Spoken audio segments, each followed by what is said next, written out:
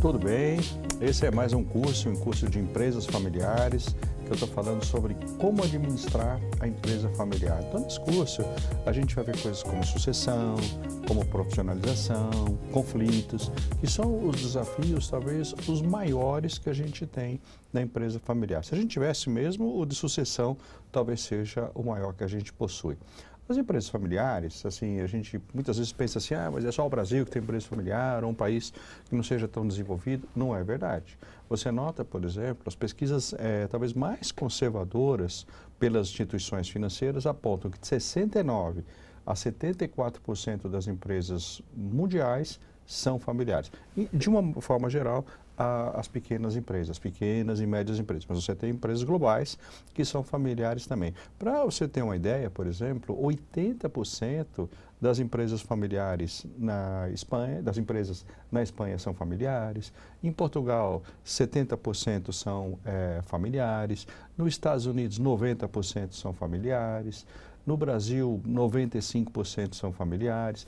Então, ou seja, quando a gente olha a empresa familiar, ela tem um impacto muito grande.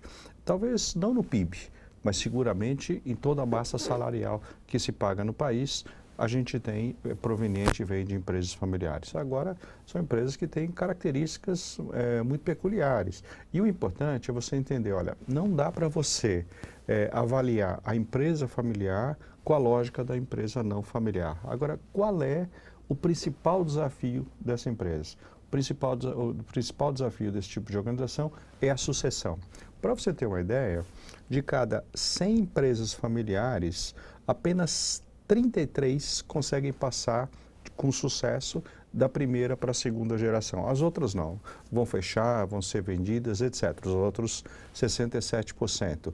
Apenas 33% conseguem passar para a segunda geração. E esse número, você veja que interessante, mas esse que eu vou te falar. Quando você faz um trabalho, por exemplo, seja de uma consultoria, uma intervenção, uma mediação, enfim, um trabalho de maneira assertiva nesse tipo de empresa, esse número de 33% ele sobe para 68%. Aí você fala, poxa, então é bom, né, se a gente fizer um trabalho, mas note, quando você compara os 68% com os 33%, ele praticamente dobra, isso é verdade.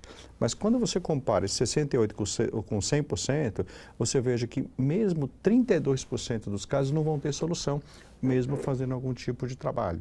Ou seja, e por que não tem solução? Porque o problema está nas pessoas. Então, às vezes, a questão, você teria que fazer um trabalho muito mais pessoal, em cada uma das pessoas que, enfim, se relaciona na empresa familiar, só que às vezes o tempo, muitas vezes, de transformação, de mudança comportamental, emocional numa pessoa, não segue o tempo do mercado. E aí a empresa não é bem sucedida. Agora veja, da segunda para a terceira geração, só metade consegue passar para a terceira geração com sucesso.